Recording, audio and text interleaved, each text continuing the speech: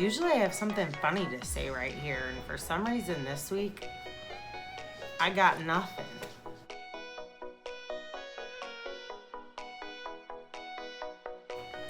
Hey guys, Chevy Rell here. Welcome to episode 8. I think that it might be a shorter episode. Famous last words. Oh, almost forgot. If this is your first time here, I've gotten some new subscribers. I don't know if somebody did a shout out or what happened. Thank you if you did that or know who did that. Like, high five. Let's be friends.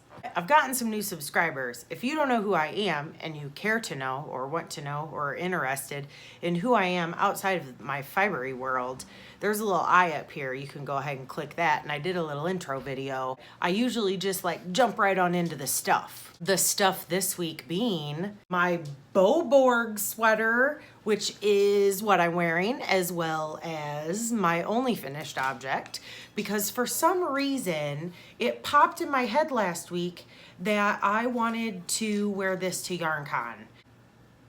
I just busted a hump and made it happen. So there was not a whole lot of work on basically anything else. This is the Beaubourg sweater by Julie Hoover. I knit it in Manos Del Uruquay Maxima in the Stratus colorway, which is a light blue. I feel like I'm kind of getting blown out. I don't really know. I will stand up in a minute, but I figured I'd tell you all this before. For those of you who aren't familiar, Maxima is a single ply. You guys, it is so soft. I love it. It is so soft and it's super warm. You know, the whole thing was because I wanted to wear it to YarnCon, and now I'm scared that it's going to be too hot for YarnCon. So it might start on and I might take it off. I don't know. The only alteration that I did is I added inches to the collar. I may have added a little too much. A lot of girls wear, and I say girls because I saw no guys wearing this sweater. I try to be very gender neutral, but you know, I didn't see any dudes wearing this sweater. So a lot of ladies who knit this sweater did wear it up. I was hoping that it, you know, laid, I don't know.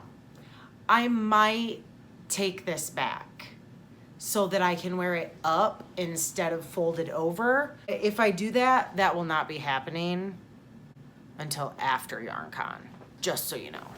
This sweater, I'm gonna stand back here. Like I said, I don't know color-wise how it's gonna work. It has exposed seams, which I love. There's a little high-low, little bit. There is very much positive ease.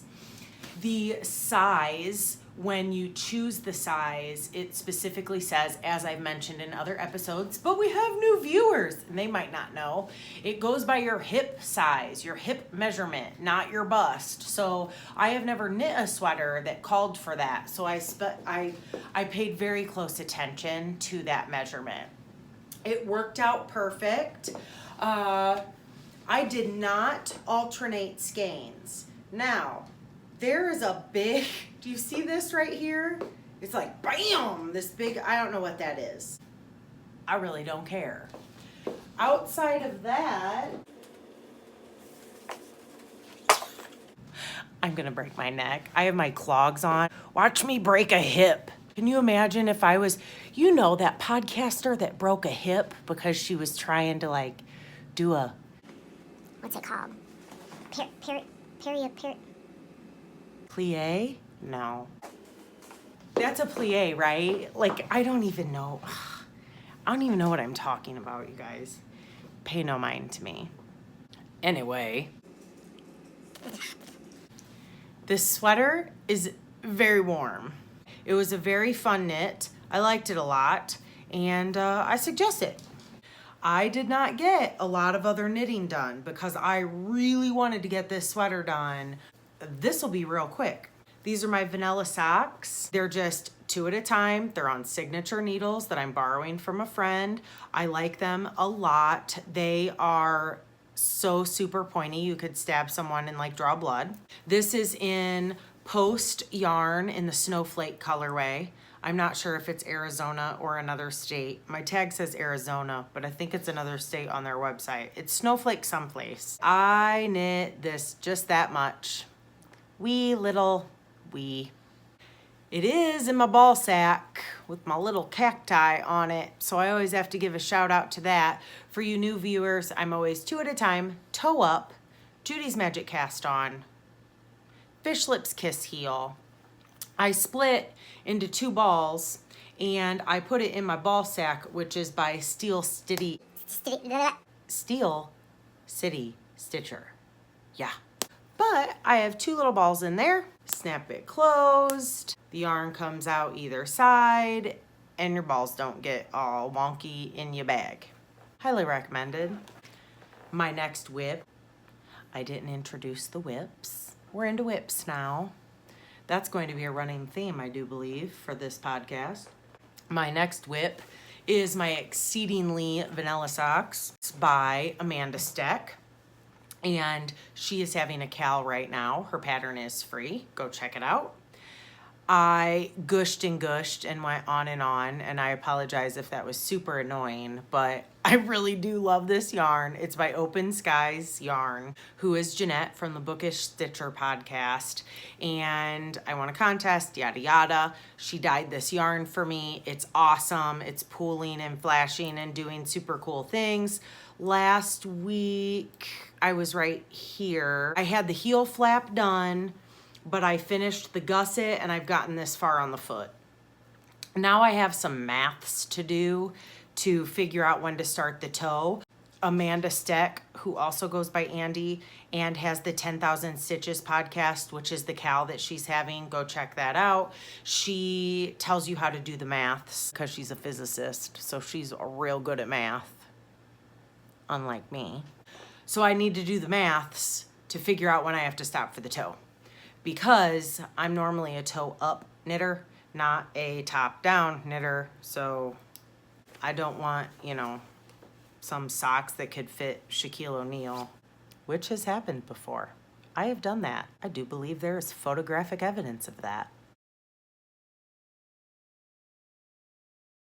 I do have a new cast on, which is my Flamingo Flavor shawl by Suzanne Sommers. A lot of people know her Love You Baby shawl, Love You as in EWE, baby shawl. I have shown another one of her patterns on the podcast before that I want to knit, named the P-Rex. It's a very cool sweater construction, like open front, but you can wear it open in the back. Like, I can't even go look up the P-Rex. It's cool. I've purchased multiple patterns of hers, and the Flamingo Flavor is one of them. This is the start of it. This is probably getting very blown out. Obviously, it's brioche. The yarn I'm using for this, both are 100% merino singles. I'm using this blue color. If you all remember my yarn crawl, I bought this at Always in Stitches. It is Malabrigo Mechita, I want to say, in the Storm colorway. It's 100% superwash merino. It's a single. Did I already say it's a single? I can't remember if I said it's a single or not. And then my other color, woo buddy. It is that bright, because I like green real well. This is Bad Amy Knits in, let me address the yarn ball tag thingamabob. This is Bad Amy. I've talked about her on previous podcasts. I like her stuff way mucho. This is also 100% superwash merino in her softy single. So that it's not very, this is blue, like greens and blues. You can't really tell that though. It looks like black. It's gonna look awesome and I'm super excited. The thing with this pattern is you have to pay mega attention. I have to pay more attention with this pattern than I do in a lace pattern. The reason being is not only is it brioche, but you are increasing brioche. and it is not charted. Everything is written out. Sorry, I'm shaking the camera. Everything is written out by line, which I'll show you back here. You won't be able to see it. I made these, they're magnets. I usually use tape, right? Like on charts, I'll use tape. My washi tape or my painter's tape is my favorite. Because there's so much moving on this, like these are all the rows. I made these a long time ago. There are places they're best used and then there's other times where tape is better. For this instance, these are magnets and all they are, it's ribbon. I take ribbon and I use it, I just kind of scooch it down on the row. So I know where I'm at and that's what I'm using for this pattern. As a chart reader, my eyes kind of like on this. My brain just follows charts well. I mean, of course I can read it like this, but I definitely need a chart keeper or I would get all whopper jawed. And I really have to think about what I'm doing because when I read left to right, it's almost like my brain misses stuff sometimes. However, she does a very good job of, if it's something outside the norm, she highlights it, if that makes any sense. So like if she throws an increase in somewhere that it isn't or it hasn't been on most of the rows, she like has that pink so that it kind of stands out for you. Part of the reason that I picked these patterns is because I like a challenge. I've said before, I like puzzles, so I'm very excited about this knit, and it is going to be squishy and amazing and wonderful, I can tell already. So I'm super excited about it.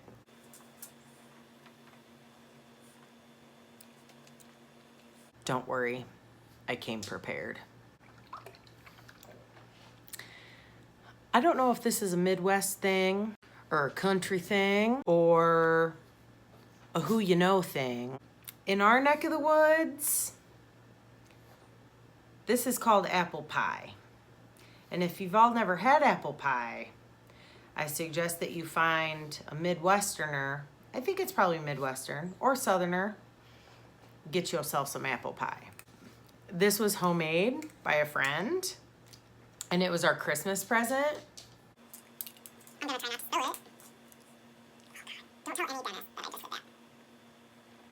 That probably wasn't very smart because I'm a spiller and I just had that up against my sweater. Can you imagine? I would have been so pissed. Ta-da! Totally spilled that on the floor.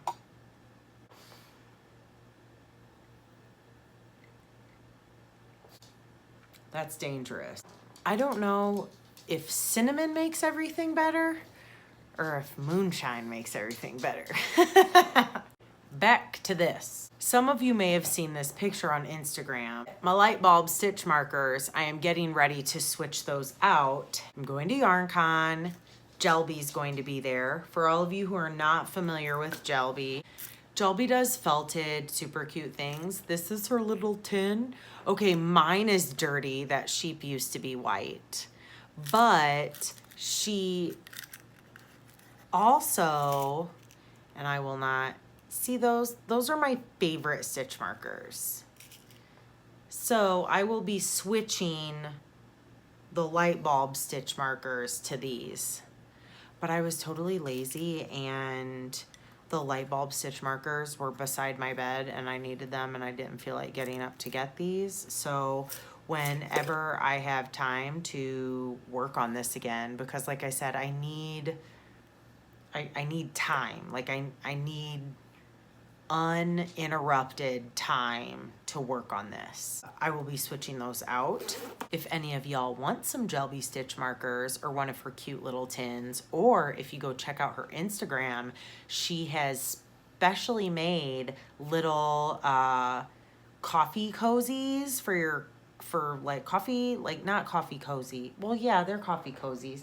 You know, like the little cardboard things you get at Starbucks when your coffee's too hot. That's what it is. They just slip on. They're not the kind for like an actual cup with a handle. She made super cute ones for YarnCon. So if you're going to YarnCon and you want one, I suggest that you check them out. I've been a long time shopper of hers. That is all the knitting. So if you don't care about anything but the knitting, you can like take off now. I mean, I hope you don't.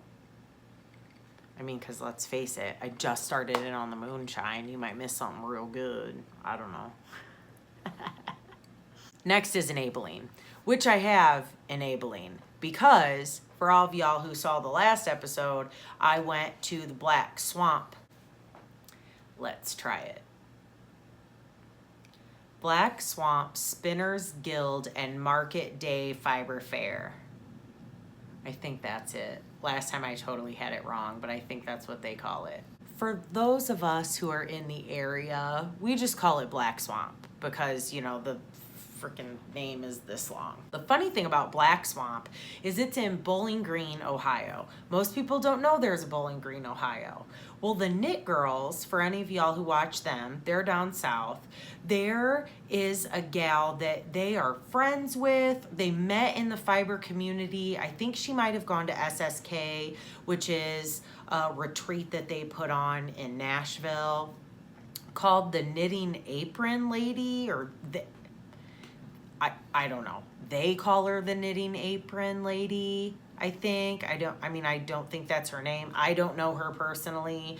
But a couple episodes ago for them, they were talking about her and how she is from Bowling Green, Ohio. And she was telling them that it's the National Tractor Pull is there. Like the Nationals for tractor pulling is in Bowling Green, Ohio. Well, I grew up like 20 minutes from there. I posted on there, it's so funny to hear them talking about Bowling Green, Ohio, and that I was going to this fiber festival that weekend that they were talking about it. It was just so weird. Like people have commented on that on their show about how they are also near Bowling Green. So this Knitting Apron Lady, I'm sure that I have crossed paths with her at the Blackswamp Fiber Festival or at Blackswamp because it's very small. But that's the haul that I'm going to show you because I went there a couple weeks ago. The first thing I will show you, I don't even know. I went there fully to buy yarn. I walk past, I will show you his card or their card. There is Kelly, who I don't know, I don't know their relationship. Kelly Anders is sales and customer support.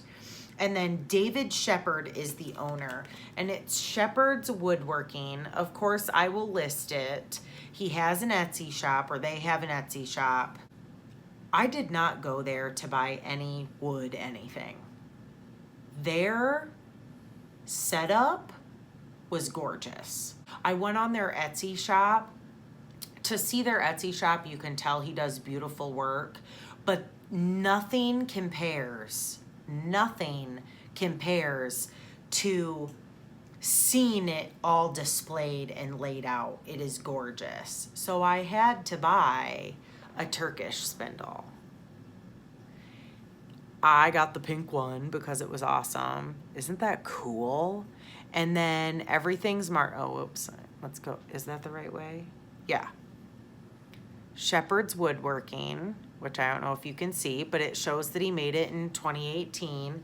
I have never had a Turkish spindle before, ever. Like, they had all sorts of colors. I'm gonna mess this up. Stocks? Rifle stocks? Does that sound right? What the wood he gets is actually drops from people who make the wood rifle handles, which I think is called stocks. I never knew that. You learn something new every day. But that's where he gets this uber cool wood. This is going to be a learning experience for me. I have only ever spindle spun on top whirls. I have a couple of top whirls and I have a trindle, and that's the only spindle spinning I've ever had. I've always wanted a Turkish, and most of my spindles are small. So this is actually his large. I had to get it. I started talking to him. Dude like got down on his hands and knees and got like a whole tote out from underneath to show me all these other colors, and he was telling me like which woods were discontinued that he couldn't get. For instance, there was an all pink one. I fell in love with the pink and black one, but there's a solid pink that he said is actually being discontinued and he won't be able to get anymore. So he was like, if you want this one, you need to get it now. His work is amazing. I'm super excited, and I wish that you could all see it in person because it was so pretty. I told you that I was all gonna hit Bad Amy. I don't really mean hit her booth. I was gonna hit Bad Amy's booth because I love Bad Amy's colors. This is Neon of Neon of Neon. Okay, there you can kind of see the tonal. Dan is in love with neon green and black. He wanted another pair of green and black. I love the man, but not enough to knit solid black ever again. So he got a tonal for his cuffs, heels, and toes. I'm just saying. But he got his neon green, like that is, if that's not neon, I don't know what is. Then I had to go see Sarah at Bitter Buffalo. You know, she was on my list as well. This is sort of a funny story. She totally helped me pick these colors. I went in with the Flamingo Flavor in my head. The Flamingo Flavor pattern has a 2-color or a 3-color option. I picked these colors as a 3-color option. Everything's getting blown out. Let's go back here. I picked these colors as the 3-color option for the Flamingo Flavor. That's why I bought them. There you can kind of see them. You get the gist, right? They're gonna be awesome. Then I got home and I have the Love You Baby and I have the Flamingo Flavor. The Love You Baby is 3 colors. The Flamingo Flavor had the 2 or 3 color option, so I changed my mind, and that's when I went with the 2 color option for the Flamingo Flavor, and these then switched to the Love You Baby shawl. And that's again by Suzanne Somers, not Suzanne Summers, the Thigh Master chick. Suzanne Somers, S-O-M-M-E-R-S. So these will be marinating for a while, and I plan on starting this after I get the Flamingo Flavor shawl done. The only other thing that I bought that day was a shawl pin. I do not have a shawl pin. Again, sorry for the lighting. It is by Color Dancers, and it's a handmade iron scarf pin. It's cast iron like blacksmith and whatnot. Clips like that. Oh goodness. I'm real good at this, aren't I? There. It clips in there. I'll show you someday when I'm wearing it, like how, there, you can see it better, how well it works on there. And that was my entire haul at Blackswamp. The other funny thing about Blackswamp that I'll just mention because you will see later is there was an update that one of my followers on Instagram, because she knows that I am in love with the Labyrinth, said, hey, I know you love Jareth. Have you seen this? And I kind of kept an eye out for it. Well, the update was at like 10 a.m. Mountain Time, which was noon Eastern Time. So I'm walking around the Blackswamp fiber thing with my phone. Refresh, refresh, refresh. And I caught the update. of this uber super cool thing that is labyrinth related, and you will see at a later date. I just thought it was funny that I was simultaneously shopping on Etsy as I was already at a fiber event for fiber things, because I'm that chick. My only other enabling is actually something that I purchased when we went down to Indy for the button show, which I talked about on the last episode. I'm gonna blame the Tito's because I was drinking dirty martinis on that episode and I completely spaced it. I forgot to mention, don't ask me how, that on that trip we went to Broadripple Knits and they carry Brooklyn Tweed. I got this. This is Brooklyn Tweed Loft, Moment of Weakness. During the yarn crawl, Karen had, I don't know what you call it. It's not a trunk show because she carries it all the time. But, well, I don't know, maybe it is a trunk show. Every single mannequin in the store had a Brooklyn Tweed sample on it. So there were these gorgeous cabled sweaters. I mean, so many sweaters. There's one called Ives by Jared Flood. It's a sideways knit, kind of a big, like, turtlenecky. It's awesome. Karen's like, just take it off the mannequin and try it on. So of course, as soon as I had the sweater on, it was awesome with the outfit that I had on. So here, this is gonna be an Ives someday by Jared Flood. I'll of course link it, but I forgot to mention this on my last podcast and I wanted to, you'll see this in the future. Last up is Fiber Happenings. YarnCon is this weekend. We leave for Clinny's house. Clinny is my bestie from, like, we were babies together. Our moms were pregnant together and we're 20 days apart. So bestie, like lifelong bestie. He lives in Chicago. We leave for Clinny's on Friday. We'll come home Sunday after brunch. We're hitting YarnCon on Saturday. Any of you who are there, please say hello. Last podcast I mentioned Natalia Wilson, which I wanted to like go to myself because it's Natalia Wilson. And I think I said Natalie more than once, and it makes me feel really dumb. I know it's Natalia. I'm sorry. Natalia Wilson is one of the co-founders of YarnCon. There are also some vendors that I want to see. I mentioned the Hummingbird Moon, Michelle, on the last podcast. She's coming from Boulder. I'm excited to see her stuff.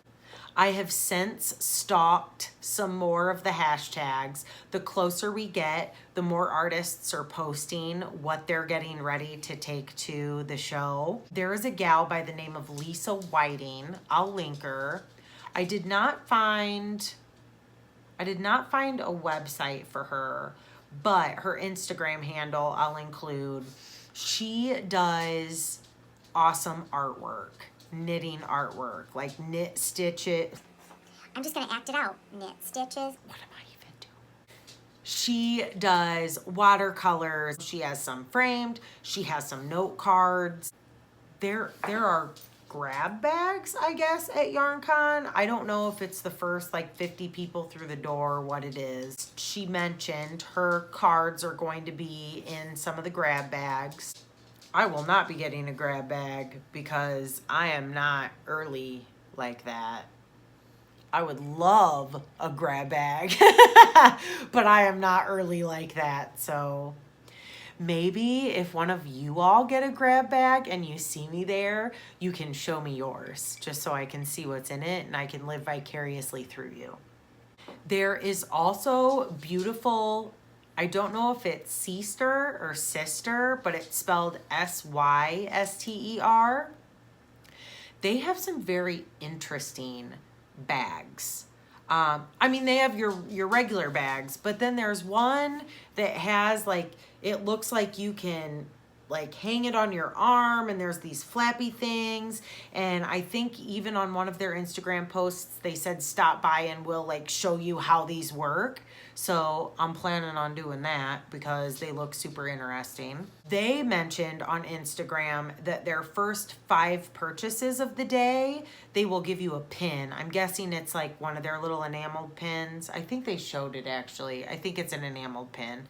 And of course I have to hit up Jelby. I love her stitch markers, and I don't think that you can have too many of them. That's a wrap up for today, guys. I do have a viewer question. My viewer question is a 2-parter. A, are you going to YarnCon? And B, if you are going or if you're not going and could potentially go, what vendors would you hit up? I'm intrigued. So let me know in the comments down below. Thumbs up, subscribe, all that happy horse shit. And I'll catch you on the next episode. Later.